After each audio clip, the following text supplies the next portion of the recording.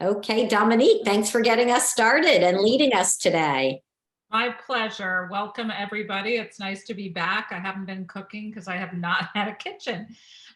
In fact, that's why I had to run upstairs and get my immersion blender because we're just moving into our mostly renovated kitchen, which is kind of fun.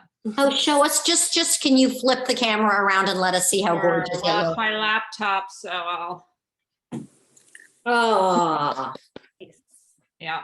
And It's my counters are my favorite part. oh, beautiful. Except I have a lot of favorite parts. I've wanted a mission kitchen my whole life. It's my first kitchen renovation for myself. So anyways, I'm excited to try this soup. I like a lot of sort of soups from that region. Borscht is a favorite of mine. There's a Ukrainian version and a Russian version. I think we've made both. Yes. One change that I made, so for those of you who haven't cooked with me before, my big motto about soup is forgiving. So if you don't have the right ingredient, use something close. If you don't, it's totally forgiving. And I changed stuff. Like for me, I was like, throw all the vegetables in the pot and try to get a crust, which I think means browning.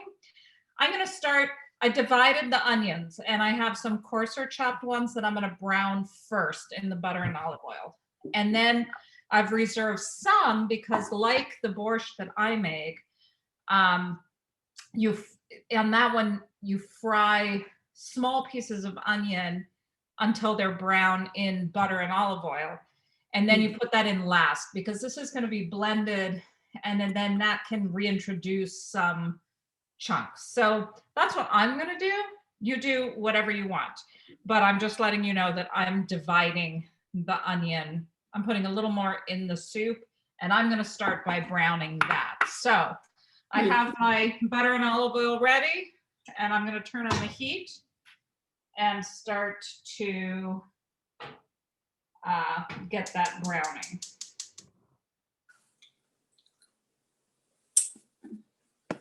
Anybody have any other questions? Despite me being ready at 5 because I was confused about the time, I forgot to get my potatoes, so I'm going to get those out of the fridge. I do have a question. Can I ask it while you're still doing stuff? Yeah. I've never used celeriac or the other one. Hold on, let me check. Parsley root. That's right. And I don't know how to prepare them. Do I cut off the tops and rinse it or peel it? Look up the celeriac, and what was suggested to me is just wash it and then cut off the rooty part and cut off the other end so it's flat. I did it like I do a pineapple. I cut off the top and the bottom and then I shave the sides. So that's what I did. Deb was kind enough to get me some of the unusual vegetables today because we live near each other. And what did you get instead of the parsley root? You got a parsnip, right? No, I got turnip root or something like Turnip root. Yeah. I think all those root vegetables are more or less the same. So that one I just peeled with a peeler. And you might not have even needed to because it was a pretty mild skin. So, And if you're somebody that likes to read, how-to things, Dominique had sent me how to peel the celery root, and it's in the Zoom for you all now. And I think Dominique, Joyce had a question about salt and pepper. I don't know if she wants to know it now or she's good to find out as we use it. I can wait. Okay. Would it be a sin to use pumpkin from a pumpkin tin? it would be a sin. A sin. Yes, mortal sin. Hey, it's Well- Marge, who does not like borscht.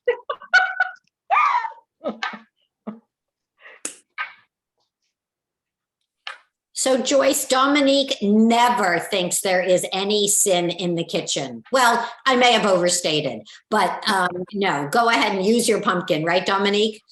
Yes, Yeah. absolutely. I would absolutely use it. Again, I think soups are forgiving. There's so much else in here. Okay. But if you're using puree, I don't think I'd use 5 full cups because I think when you have chunks, there's less. So I might go with, 4, 3.5, whatever, 2 tins, something.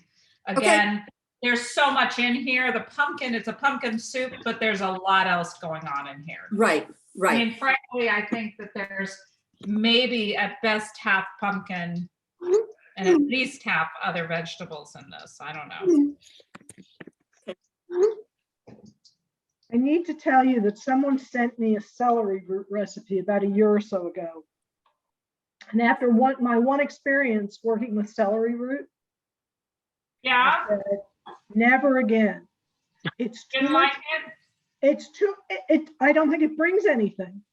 Oh, It's okay. too much work. You know, after you get rid of all the outside stuff, there's just not a whole lot left.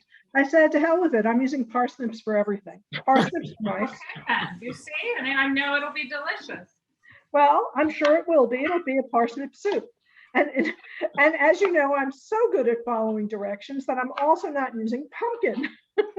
Oh my goodness, what have you done with this soup? This isn't an anti-Ukrainian stance you're taking, is it? No. This is an Asian, these are for the Asian Ukrainians who like Japanese kabocha squash, which is nothing more than a green pumpkin. That's what I'm using, actually. Oh, It's a kind of pumpkin. sake.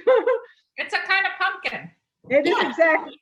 Yes, I've used kabocha squash. The reason I use kabocha squash is because, as you know, some of you know, I have all of the vegetables from the sukkah, and among them are probably 2 cases of kabocha squash and at least 2 cases of butternut squash. Wow.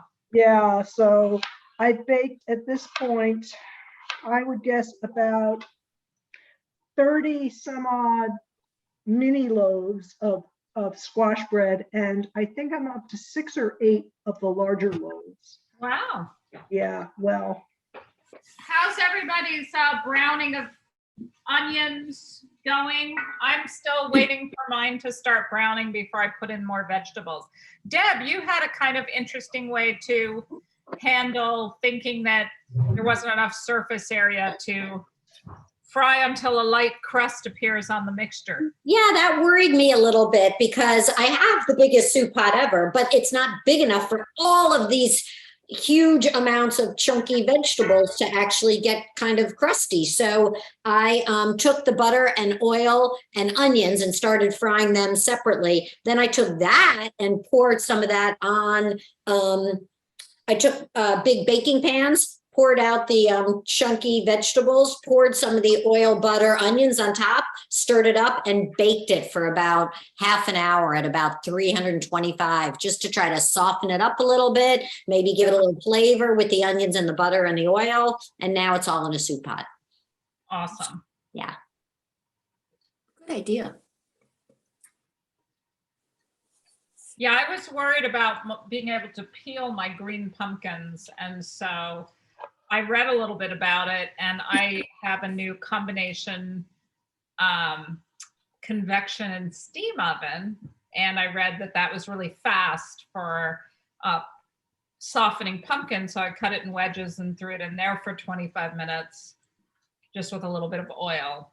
So just for the pumpkin, and then it made it very easy to get all the meat and not lose it to the skin. So again, soup is forgiving. And listen, you know, that's the history of soup. People have made soup to use all the odds and ends of their meat, of their vegetables. And that's the whole purpose of soup. I grew up, my Irish grandmother had a pot of soup on extremely low simmer on the stove at all times, 24 hours a day. And she would add the odds and ends of vegetables into it. And then she would blend it up to have a little vegetable soup, or sometimes she'd throw something in it. But she literally had that on 24 hours a day, which I thought was just normal. And then nobody else seemed to have that. Her house always smelled amazing. And then later I was reading something about Dylan Thomas's wife, Caitlin, and she had this perpetual pot of soup. So There you go. that's what soup is. So it's really to throw whatever you're using in and not waste it. Mhm. I'm feeling like I'm almost ready to throw in my veggies. So I've So- got them all prepared in a massive bowl. It was so much. But of course, I didn't measure anything. I just cut up my whole celeriac and cut up my whole, Okay. not parsnip. Why can I not remember what it is? Turnip root, maybe? Turnip root. That's it. So would the fried onion be good. good as a garnish? Yeah. Would the fried onion be good as a garnish? I'm frying some of my onion to make for the body of the soup, and I have reserved some for the garnish. Okay. And the garnish, I would say if you want to try, I had no idea what salo is. It's basically pork lard. But I read that you could substitute bacon for that. You fry it, use the grease. Or if you're vegetarian or you don't eat pork, I would put a little olive oil and some butter and do those onions in there till they're golden. I would have them chopped pretty small. It doesn't specify. But Yeah. in my borscht, it adds this lovely silken thickening texture to the soup. So I think it's going to be really good. I figure let's get the soup going, and once we get the stock and we get it boiling and then simmering, we can turn our attention to the onions.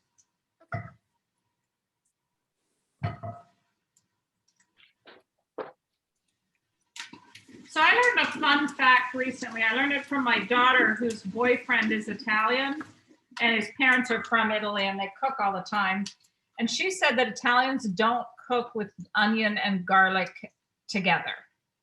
And I thought that was so interesting. And then Deb and I were at a little gathering, and someone had just been to Italy and taken a class, and they learned that same thing. And then I noticed this has no garlic in it. And I always cook with both. So it's interesting. I did not put garlic in. My onions are browning nicely, so I am now going to Okay. put vegetables in.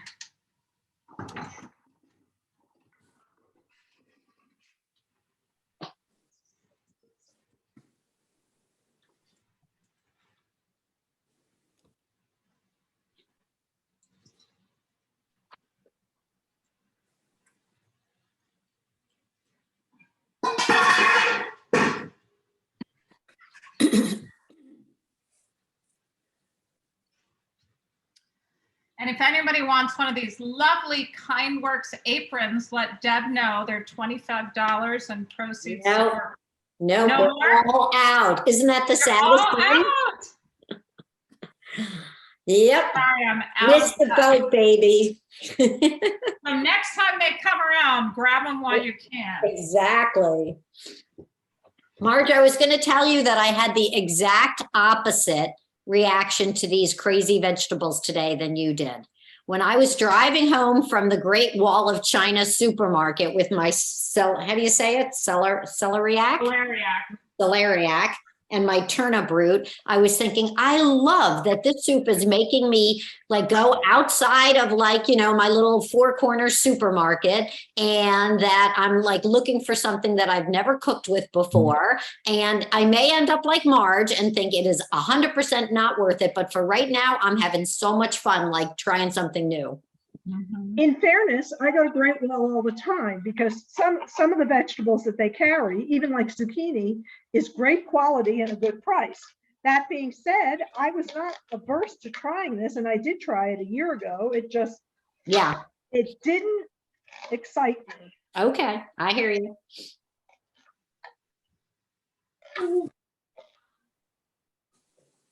It's funny, I'm blanking on the name, but one time Mike and I were abroad and we were watching the British Master Chef, Mhm. which is charming. And they're always cooking this one thing. I have to try to remember what it is. They always do fondant potatoes, which I need to try. And then they always cook this other thing. They So use what- a kind- yeah. What's fondant potatoes? I think of fondant as the bakery icing. What's fondant potato? Fondant potatoes, I think it means melting.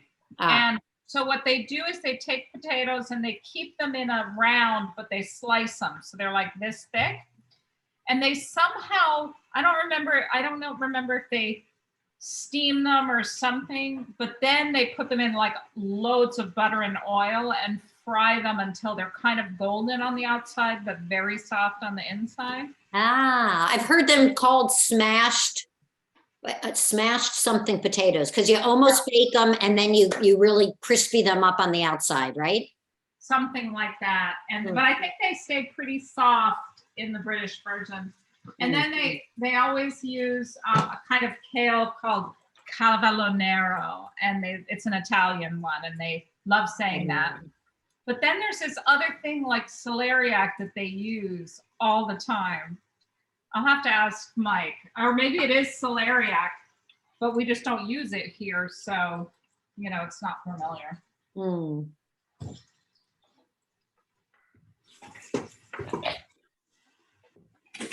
Making sure my veggies don't burn. I'm trying to keep it medium heat so that I get a little browning. But I'm trying to get used to my new stove, so.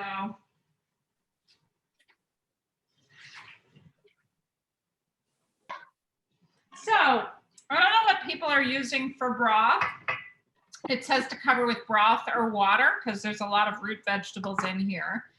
I like to use better than bouillon. I have chicken base here and I have vegetable base. And I love doing this because I can throw the water in and then enough base. And then while it cooks the vegetables, I have my broth instead of using the big, boxes of broth, which are expensive.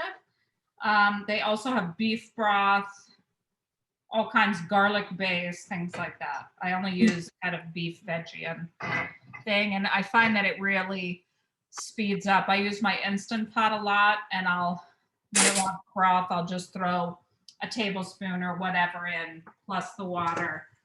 And I find that it's a great time saver for me. So I'll be using that. Because while I think water will be good, I think broth adds a little complexity. So I'm probably going to use chicken, but I also have the veggie here.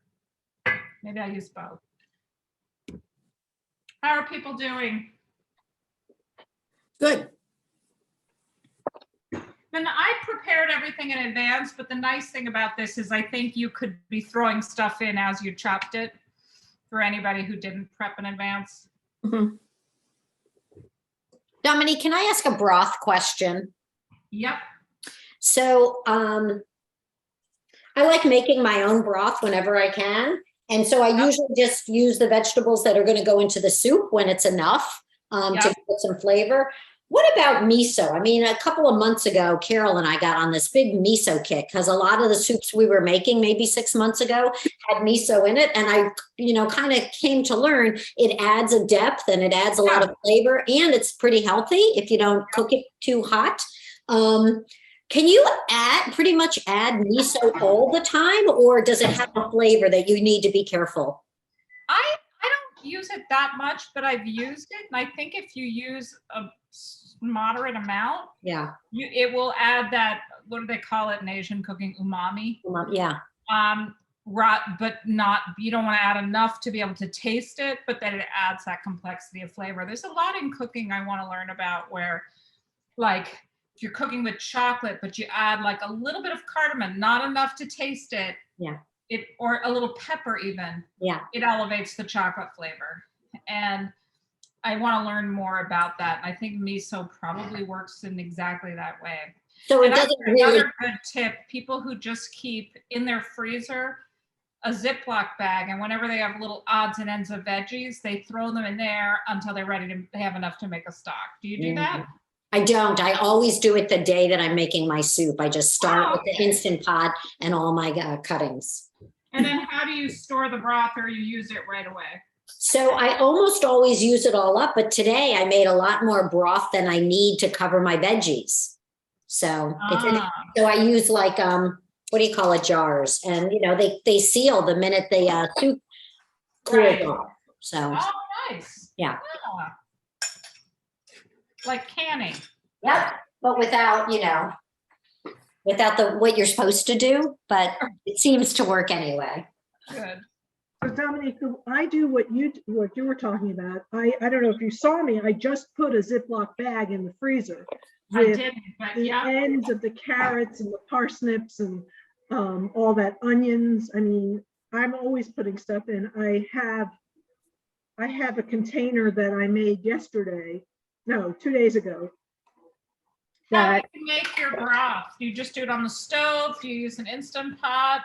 I don't have an Instant Pot. I put it in one of my soup pots has one of those, I don't know what it is, a pot that goes in it that you can Yeah, yeah. cover it with water, cook it for 2 Oh. hours, and then let it cool. Well, bring it to a boil, then put it in a simmer for 2 hours and let it cool. I Right. put absolutely no And then spices you in just it. pull the whole thing with the veggies out. Yes, and then the veggies go into the compost, and the squirrels are very happy. It's like you cook them a meal. I love that. I have some very happy squirrels at my house. They're like, we love that lady, Marge. Yeah, She's like putting a cooked food out for us. what I find very interesting is that some of the squirrels come right up to the door. If they see me moving around inside, they're at that door, which of course drives the cat crazy. The dog has gotten to the point where he ignores them, but the cat is like sitting there and the tail is twitching. But some of them are not interested in coming up to me at all. They're just like, oh my God, I opened the door to throw something out, and they race off. Others, I'm afraid they're going to run in the door. I mean, I'm afraid they're going to run inside. Wow. Worrisome. I'm walking away because I'm filling up a pot with water to bring over to the stove, and I'm worried about overflowing it. All right, I think mine have cooked as much as I care to wait and seem fine. So I'm going to put my water in, but if you're not ready, just wait.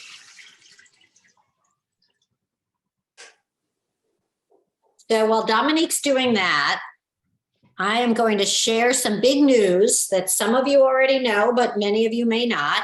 In response to a tweet in September that this Olympian athlete tweeted out that said, kindness is the new cool. We're really excited to tell you that on World Kindness Day, Katie Ledecky and her mom and grandma will be joining us for, for our kind soup that day, which is that delicious, creamy white bean, lemon pesto orzo soup that I told you guys about before. So if you have swimmers or Olympic watchers or anybody else in your family, let them know. Come and cook soup with us. And we're going to spend a little time with Katie Ledecky. Wow, that's so exciting. Yeah. We're pretty thrilled. She's apparently as lovely and kind as she is a talented swimmer. So it's really going to be fun. So I threw my vegetables in. Can you see that? I've covered them with water. I've reserved some water in case I want to add more later, which I suspect when I blend it, it's going to need more water.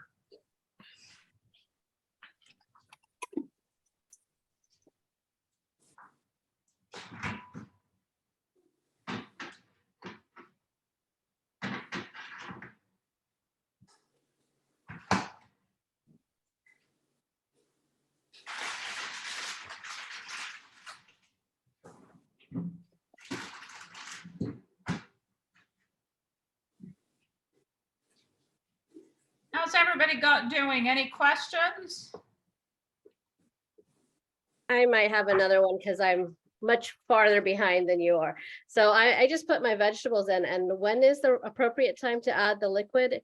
What am I waiting for?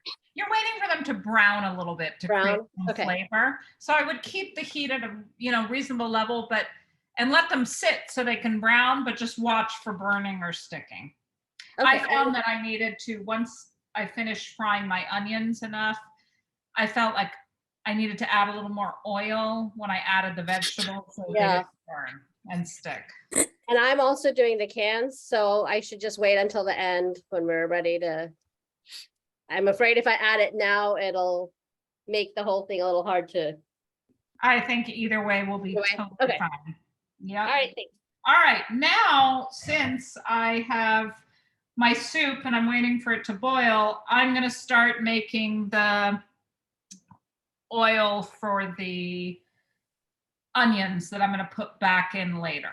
Okay, so this says, I mean, they didn't really make this clear, but you know, you're lightly frying the salo, the fat on a pan, that's the pork fat, and then adding the onions. So I'm gonna take 5 or 6 strips of bacon, fry them in a little olive oil, and then I'm gonna take the bacon out and I'm going to fry the onions in that. I'm probably gonna add a little butter because I think butter and onions is like heaven. And then I'm gonna keep the crispy bacon. And then this is not called for in the recipe. I'm gonna crumble it. And then I'm gonna taste a little spoonful when the soup is ready with the onions and a little bacon, and also taste it without and see what I think. So I don't Ooh. waste the Ooh, bacon. ooh. So that's what I'm gonna try. But I'm not gonna like throw it in or anything. I'm just gonna experiment a bit. Dominique, for those of us who don't have bacon, just leave it out, or is there a substitute? Yes, it says you can use just butter, a little olive oil, whatever you like to fry onions in. Okay. And that's what I do with the borscht that I make. Mhm. Is I stir in onions that I fried till they're golden brown in butter and a little bit of olive oil. I stir it in last, and it creates this beautiful silky creaminess to the soup. Now this is going to be creamy because we're going to blend it, but I think it'll add that depth of flavor and a little texture back once we, you know, using the blender to mash the vegetables. Okay. You know, I think it'll add a little texture back.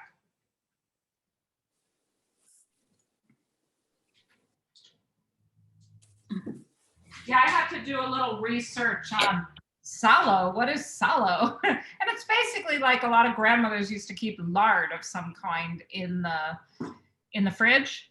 And then Crisco was invented to kind of have that same kind of oil. So any oil, I thought I would use bacon because it would give a little bit of that flavor.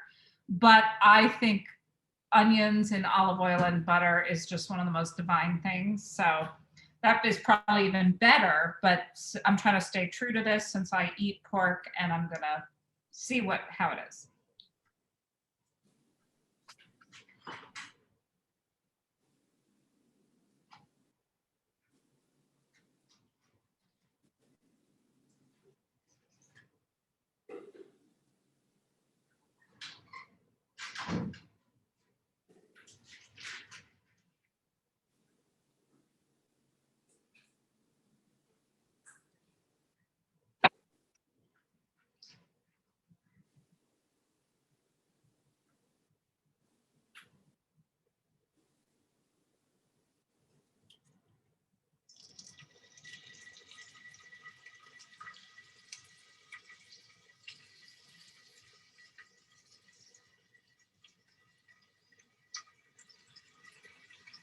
So if anybody's using bacon, you could do strips if you want to use it in a different way. But since I'm going to make crumbles, I'm cutting it into small pieces.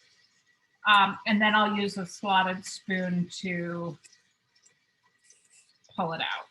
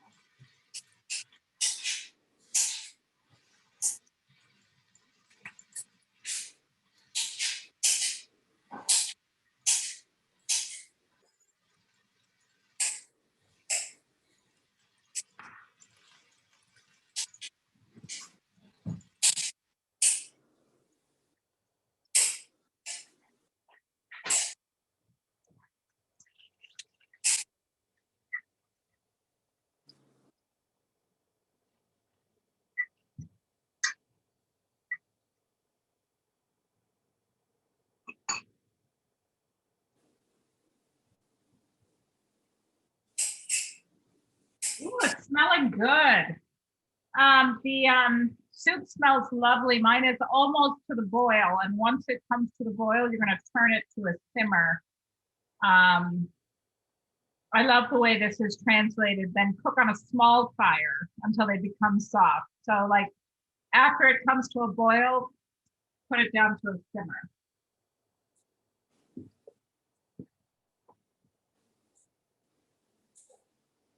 Dominique, will you taste your broth? Sure. I want to get some seeds that floated to the top that escaped me.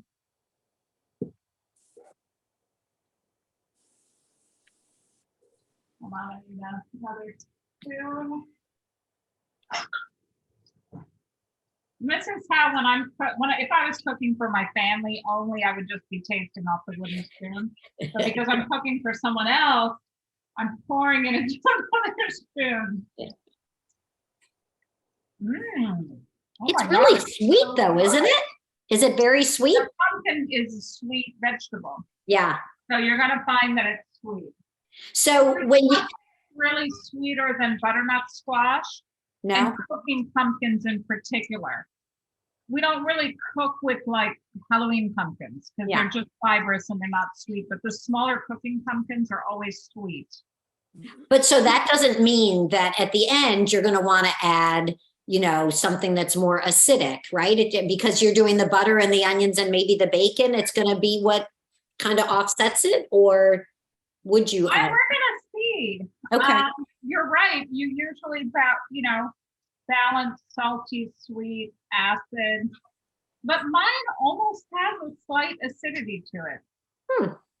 But it might be because I put in the chicken broth and there's already salt in there. Yeah. I So did. Yeah. before you make adjustments, salt it, Okay. because my broth salted it for me.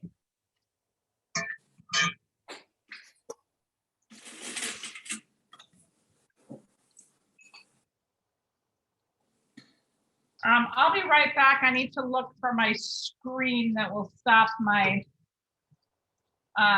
bacon from splattering all over.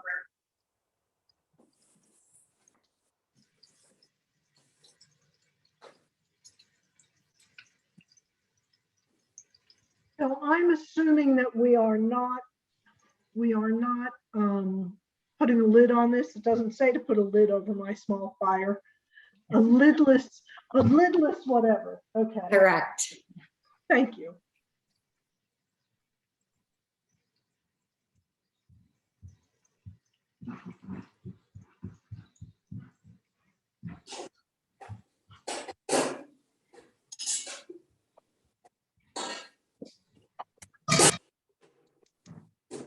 Did I miss any questions? Marge wanted to confirm that she's not covering her pot that's sitting over the lidless, the small fire. I wouldn't, because I think it's not going to cook down that much, but it's nice to intensify the flavors. This is a tool I discovered. It's a very specific tool, but when you're frying something that splatters a lot, it's like a screen. And you put it on because you can't cover that because you need it to brown, but it lets the air out but keeps the splatter from getting all over. So I like that tool.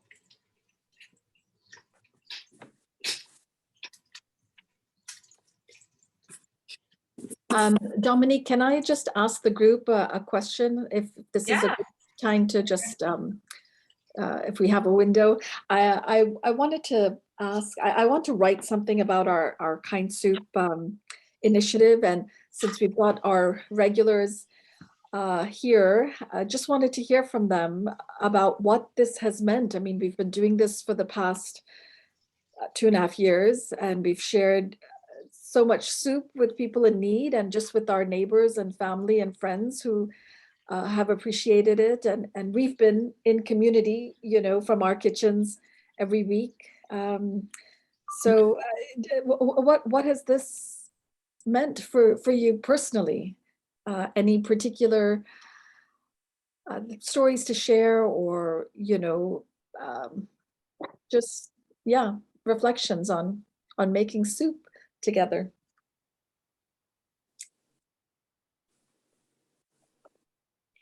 I've said this before, but I don't know if you were on, Salma. I feel like just having, besides how much fun it is for me to see everybody who shows up on Monday and cook together and try new things and find great recipes, it's really meant a lot to me to have soup in my refrigerator or freezer at the ready whenever there was something that I wanted to offer to someone who was going through something. And then I can give all the rest of them to the food assistance providers. But I found so many more times that I felt more confident expressing my concern and support to somebody going through something because I also had an offer of some soup to give them. So it has made tough things feel like I'm more ready to stand up and offer something to someone. I don't know if that makes sense. Yeah, no, that's beautiful. Is there one particular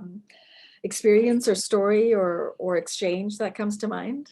I mean, it actually is the totality that really comes to mind. It's the fact that I constantly am ready to step in instead of feeling awkward and not knowing how to step in. Right. That it has meant so much to me. Well, well said. I will tell you on a personal level, Yes. okay, not all the wonderful things we do and all the people we feed, which is really obviously what we're doing this for, and it's very important. But on a personal level, I've tried all sorts of things, not borscht, because I had tried borscht, but all sorts of vegetables that I had never cooked with, like parsnips and all the different types of lentils. And, you know, I might have had lentils or quinoa or something if it happened to be in something I got in a restaurant, but I never cooked with any of these things. And I found that I really do like lentils. And I'm not a soup eater, but now, and I'm still not a great soup eater, but now I'll have, I have all these little bits of soup that whenever we make something, I try it and I find that I like them. They're very nice. And that's been fun. So despite the fact that I didn't use a celeriac or whatever, the reason I didn't use it is because a year or so ago, someone gave me a recipe to try that included it. And I never would have done that before. People send me soup recipes. And I also wanted to say, if you did not watch 60 Minutes last night, you need to go watch the Ina Garten. It's the end of 60 Minutes. She was absolutely great. It was wonderful to watch her. It was a very, very good, 6 or 8 minute segment, whatever it was. And it talked about how she got started. And this is a woman who has no formal training. I was fascinated. Wow. Marge, you've been with us, I think, every single week and then some, because you do the Sunday soup as well. I mean, what is it about our community, perhaps, or even though you're not a soup fan, or you've been here and been part of this, what has that meant for you? I think that the reason I do this is I really do think it's important. I really think that people are so unaware. They have, we all have so much. And even if we don't have so much, we have enough that we've got plenty that we can share with people who don't have. And that to me is very important. When I go to Up County and I hear some of the stories, there are kids who come home from school, they have no food. There's no parent in the house when they come home from school, and they need so much. They need snacks, they need soup, they need whatever it is we can give them. And this is Montgomery County. These are local kids. It's amazing to me. And I think that people need to be aware of that. And I just think no matter how hard I try, people aren't aware. There are people who cook fairly consistently for us. It's a wonderful thing. I mean, there are people, yesterday we had 4 people on the call and 3 people who cooked who weren't on the call, but they cooked anyway. And I like the way people find soups that they really love and they go back to them. One of the people who was not on the call yesterday, Deb, cooked next week's soup. They cooked the soup from the 13th. She said, because that recipe just looks so good. I needed to cook. I said, okay.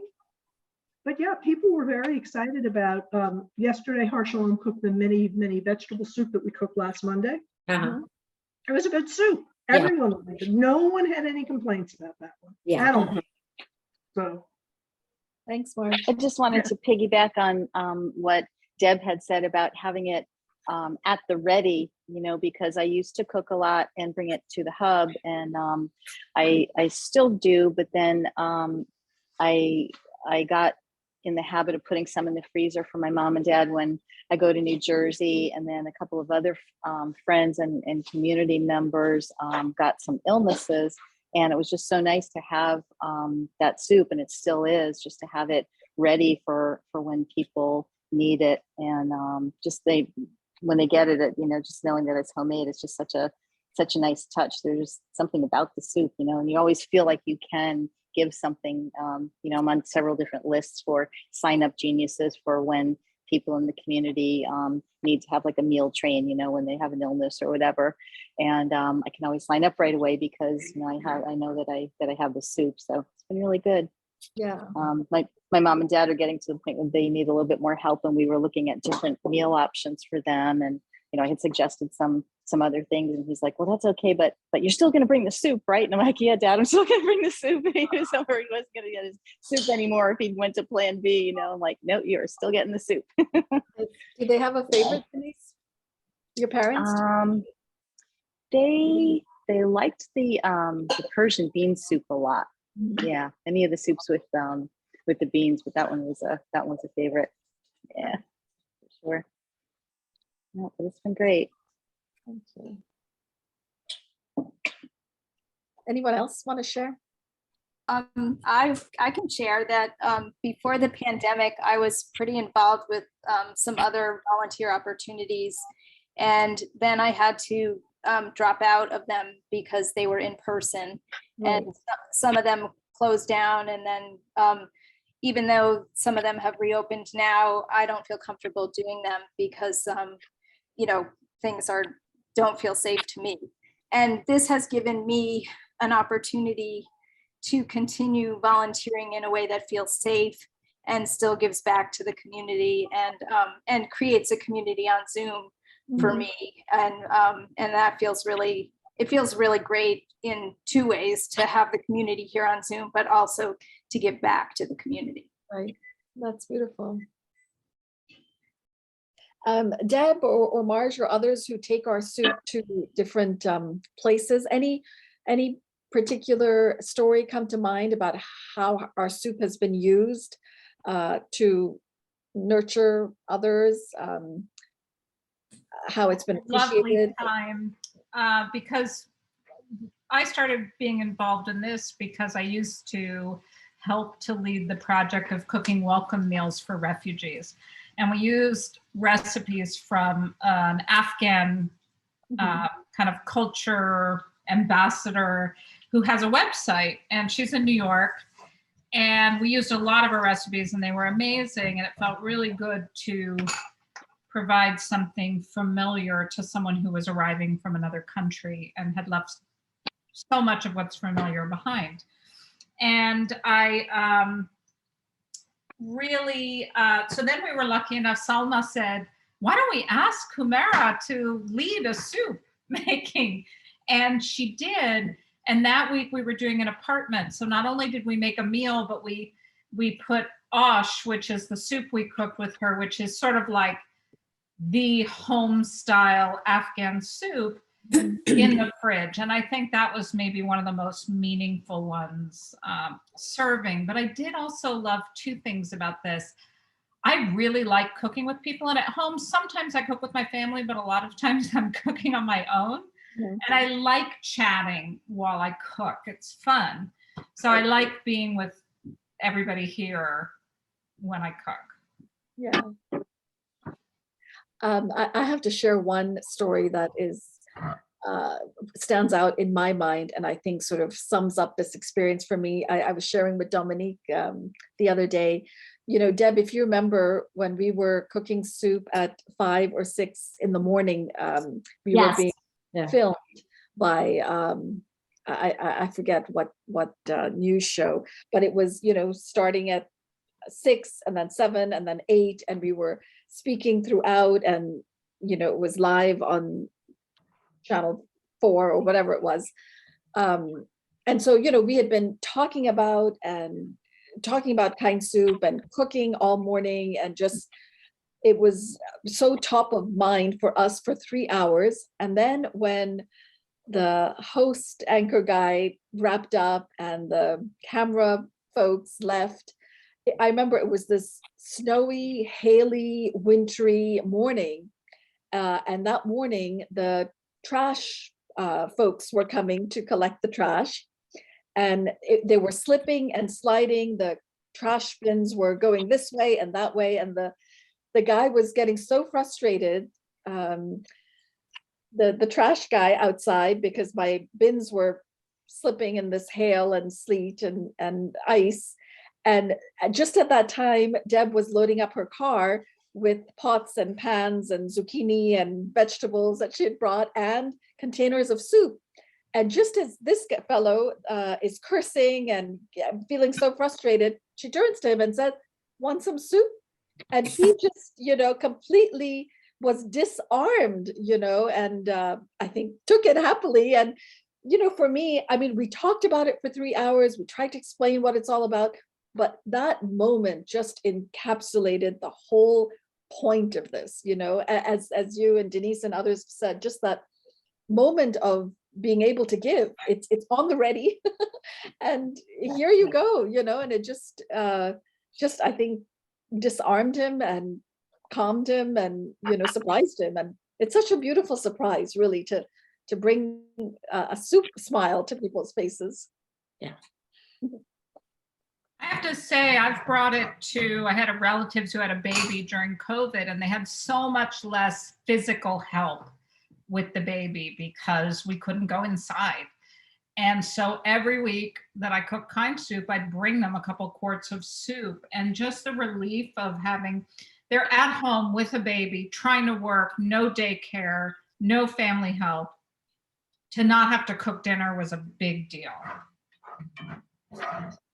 And I also brought it to my mom and my aunt, who, my mom was in assisted living, and having something home cooked was really meaningful. I think, like Denise, your parents take care of you, and then when you can take care of them, it's really meaningful. And soup, I think, is the ultimate nurture food.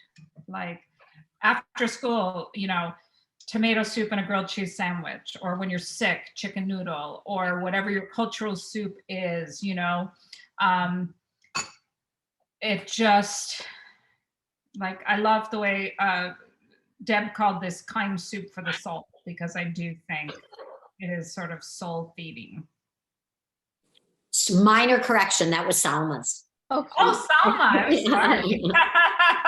I saw Deb put it on the website, I assumed. Yes. I think that captures it, the soul of being here together, us right now, and talking about something maybe deeper than we would have talked about today.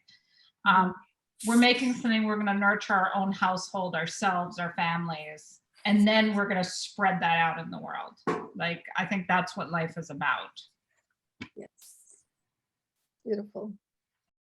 Thank you all.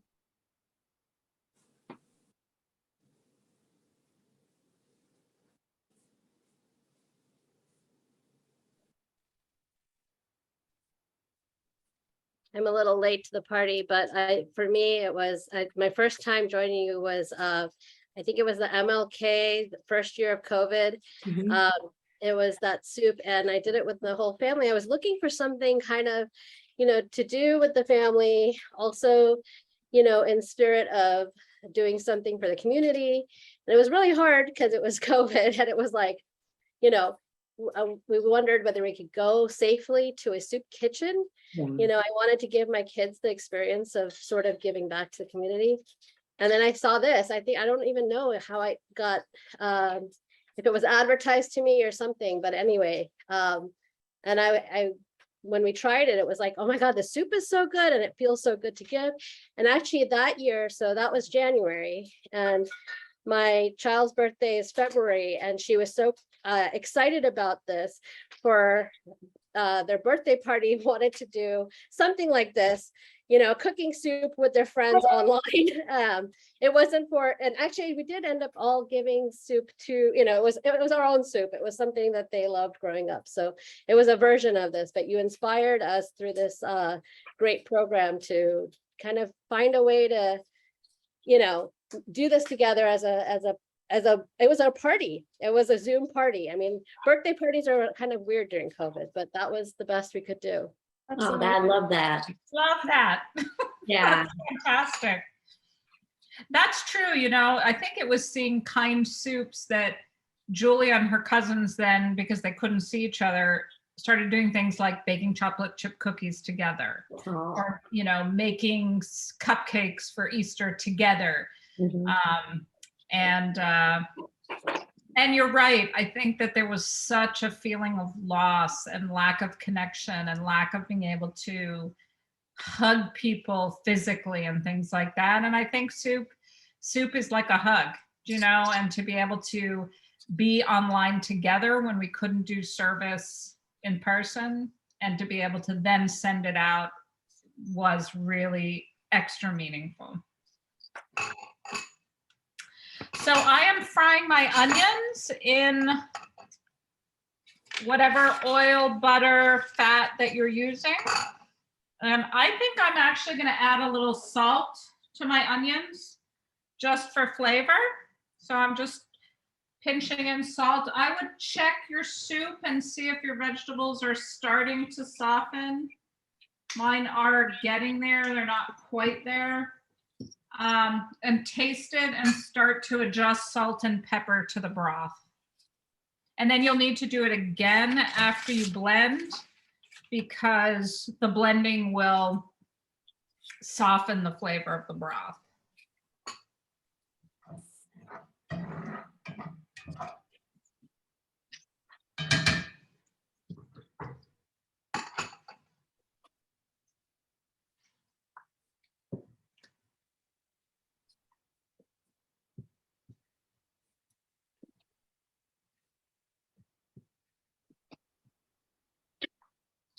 One thing that I think is really neat is how, despite the fact that we're out in the world in more ways now, that we all still keep coming to cook together.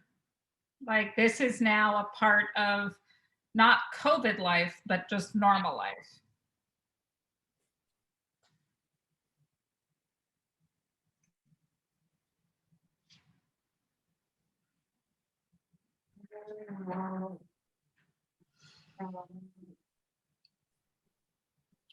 Are you blending, Deb?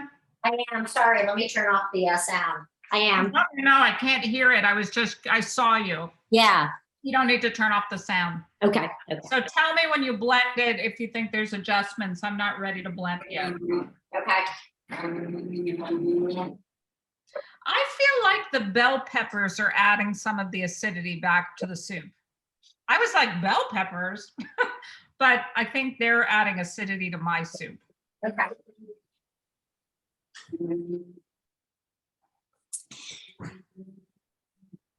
So there's a really fun Netflix show, Samin Nosrat. She's Palestinian American, and she's a chef in Berkeley, and it's called Salt, Fat, Acid, Heat. And she talks about those 4 elements as being really important to flavor. Can people hear me? Mhm. You can hear me? Good. I'm hearing a funny little something, so I didn't know. So anyways, think about that. It's kind of a fun thing when you're cooking. If you're feeling like something is missing, ask, is there enough salt? Is there enough fat, like the butter, the oil? That is all adding flavor. Is there enough acid? That balances out sweet flavors. And then there's heat, is the whole idea of cooking on the stove. You know, has it cooked down enough? Has it browned enough? So if you're feeling like there's something missing, I have found that to be a useful way to try to pinpoint what the food needs. And that's She's got a good really fun show podcast. if you haven't seen it. Sorry? I was going to say she's got a good podcast too. Oh, does she? I didn't know. Yeah, it was during the pandemic Yeah. is when they recorded it. And it was fun to listen to. She laughs a lot. I know. I like that. I want to go eat at her house. She seems so happy. Yeah, that and would be fun. welcoming.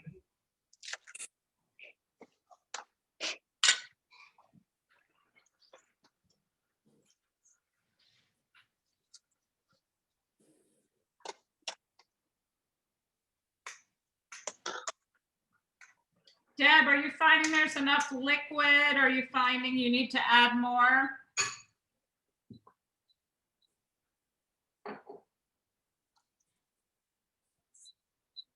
Deb, I think you're muted. So if you're talking, we can't hear you.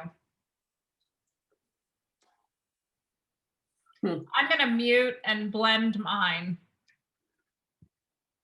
Did I miss a question? Sorry. Just when you blended it, did you feel like you needed to add more liquid, or did you have Not enough? yet. I still have a few chunks left, but it's liquidy. It's looking like a really good consistency. And if you like to leave a little chunk, leave a little chunk. Yeah, but you inspired me with the fat and onions. So I think I'm not going to leave any chunks. I'm going to have it smooth, but for these like really rich onions. I think. Okay. We'll see.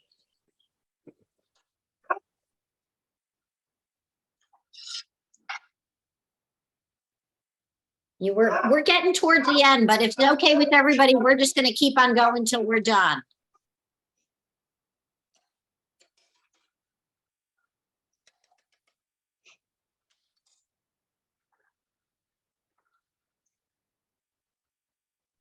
Done? Deb, are we ever done? I didn't know we were ever done. And are you wearing Ukrainian colors on purpose? I just saw what you're wearing. Thank you, Marge, for noticing. I got the blue top and can you see it? The yellow. Yeah, I see it. Where in the world or why in the world does one own yellow pants? Because we were making a welcome Ukrainian dinner.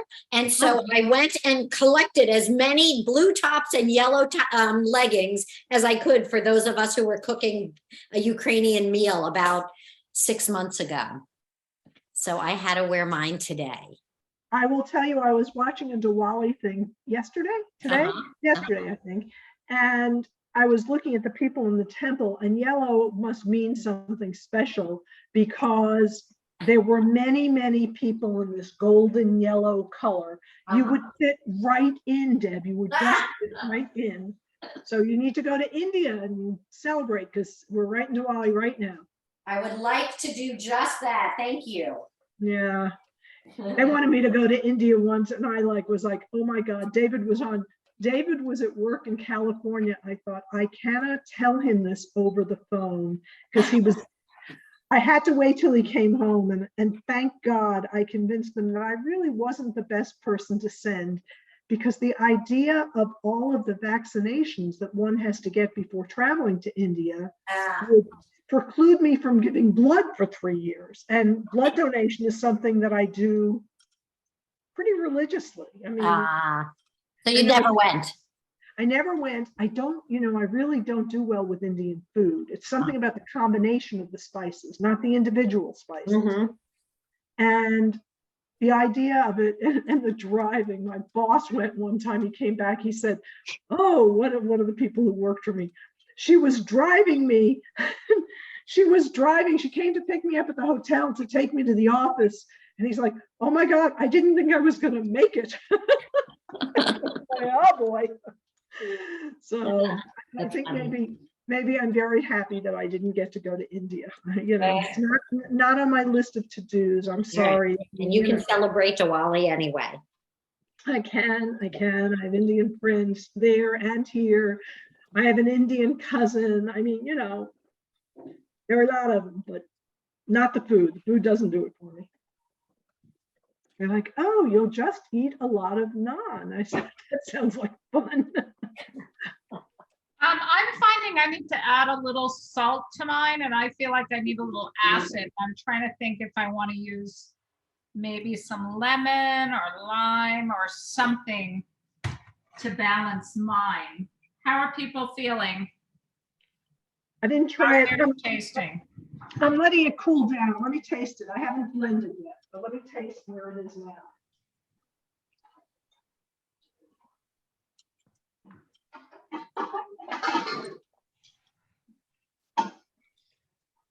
I definitely think it needs something and I have no I idea think it what. does too. I'm gonna try some lemon. Oh, I can't wait to see what you decide. I'm letting you go out on that limb all by yourself, Dominique. All Mine right. is so sweet. I'm so surprised at how sweet it is. I guess I only use parsnips. I should know better, but it's One good. thing that I sometimes do is I take a little bowl of what I'm gonna experiment on and put the stuff in that instead of the whole pot, and that's what I'm gonna do.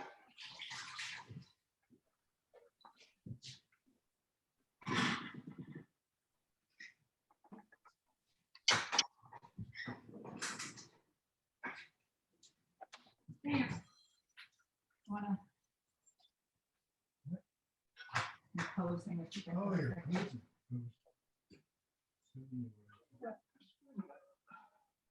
You can see your thing in the background.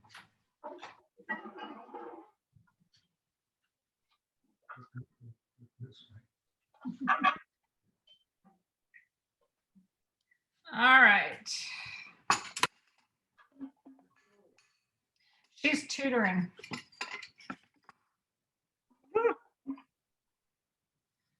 All right.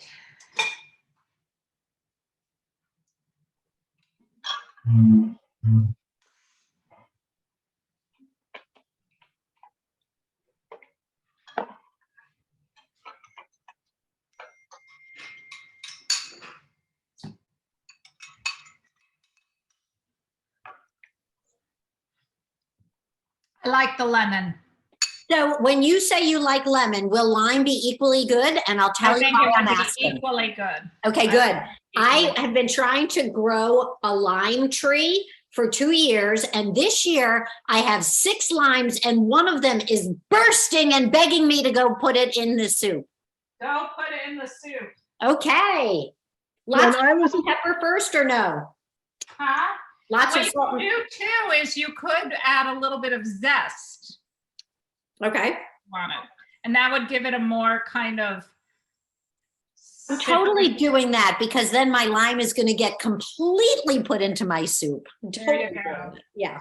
And if you are zesting, where's my favorite tool? I can't find anything in my new kitchen. Here. If you do not have a microplane for zesting limes, lemons, nutmeg, this is a favorite tool of mine.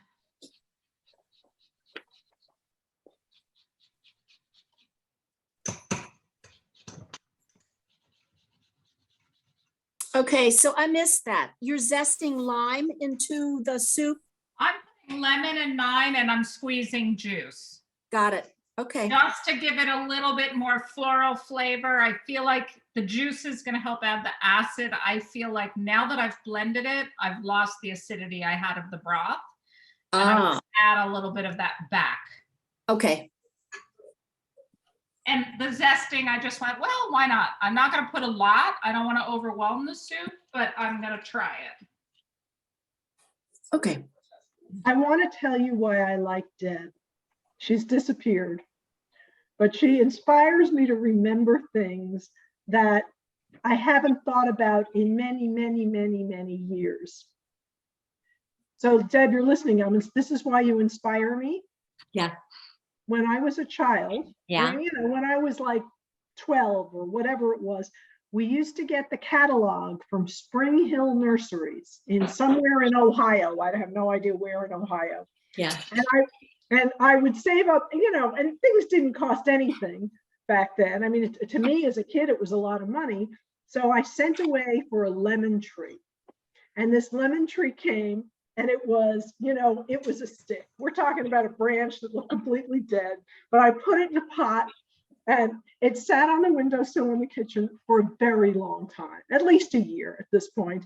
And my father finally said to me, oh, for goodness sake, that thing is never going to grow a lemon. If it grows a lemon, I'll give you $25. Well, $25 was a lot of money. I was like, I would pray about this lemon. And eventually it did grow a lemon. So I'm very impressed that you grew limes. You grew 6 limes. I think out of the whole time maybe I got 3 lemons in all the years we had this silly Well, I'm going to tell you the secret. It was not the seeds from Ohio. It was the Bethesda market at Bethesda Elementary. There's a guy there and one company that sells different kinds of fruit trees, and they really grow nicely. How big is your lime tree? Now it's huge. It's a few years old already, and it is huge. It's huge, but I still have refused to put it in the ground because we have this awful clay dirt around us. So it's in a big on the deck thing, and that was because I brought it in last winter. I don't know if I'll be able to bring it in anymore if I'm going to have to plant it. I don't know if it'll last here if you plant it. I would be surprised if it made it through a winter, especially if we had a bad winter. Well, You know I'm what going you can do? Get a dolly that you can then put the pot, the big enough pot, and put it in your garage. smart. Okay. Yeah. I think that in all the years I had that lemon tree, I'd be surprised if it were higher than 18 inches tall. Yeah, but Well, I'll tell you what I love about Deb is that I think Deb is amazing at seeing what people love and figuring out how to connect them with a way to do kind service, doing something that they love. And Deb knew me, we're friends, and she knew I love to cook. And so she got me involved with the welcome meals and then with the kind soup. So thank you, Deb, for doing that for us. Thank And you. And she can grow a lime. I'm very impressed. yes. Yeah. My soup is very sweet. What are we going to do to make it less sweet? You really think that the acid is going to help enough to kill that? But have you salted it? I'm afraid to add salt. I thought that would bring out the sweetness. I was thinking I might add pepper. I would add that, but I'd make sure you have enough salt. If it's tasting odd, put some in a little bowl and add just a pinch of salt and see if that does it. Okay.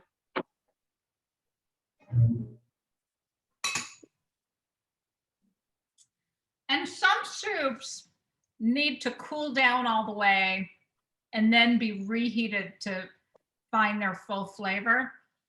I knew a real cowboy once, and he used to talk about stews and chilies and soups that you needed to let them cool down so that the spices and flavors could marry together.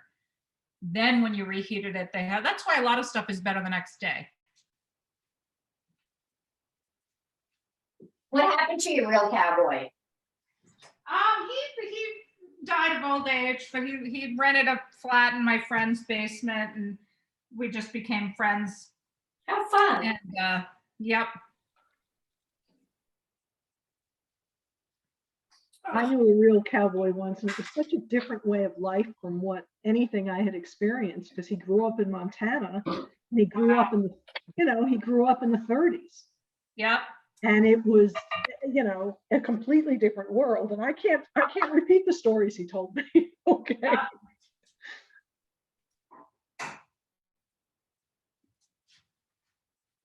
I feel like this is a strange thing to say, but I now tried the soup a couple of times and it tastes to me like dal, like lentil soup, even though there's no lentils in there. I don't know if it's a consistency that I got, but it has this, I mean, it's hearty, which is nice, but it's, I don't know.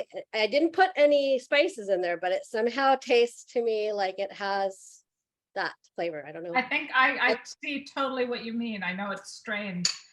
Dal is such a simple soup, but I think roots and legumes are not that far from each other. Yeah. And what is dal?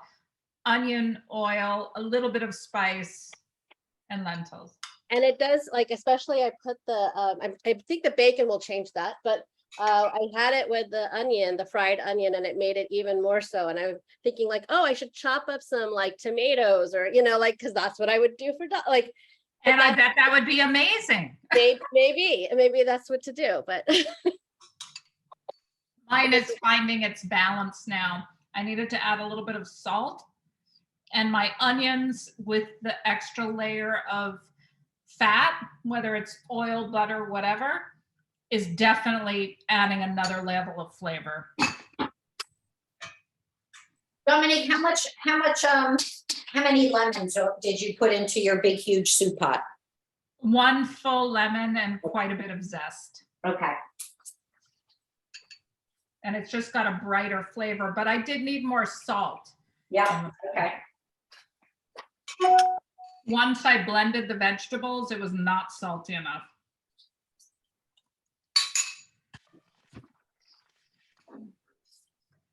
All right, well, I think, is everybody feeling okay if we let Dominique go? Everybody's on the right path? Anybody need any extra encouragement? All right, well then, thank you, Dominique. What a fun, what a fun time we got to spend together. And everybody enjoy your soups, enjoy your week, and talk to people about what you like about this and see if we can get a lot of people to cook with us on World Kindness Day, Sunday the 13th. That would be great. And thank you, Salma, for leading us in a really nice, meaningful discussion. It sure was. Thanks, Alma. Bye. Bye, everyone. Thanks, everybody. Bye, thank you. Thank you.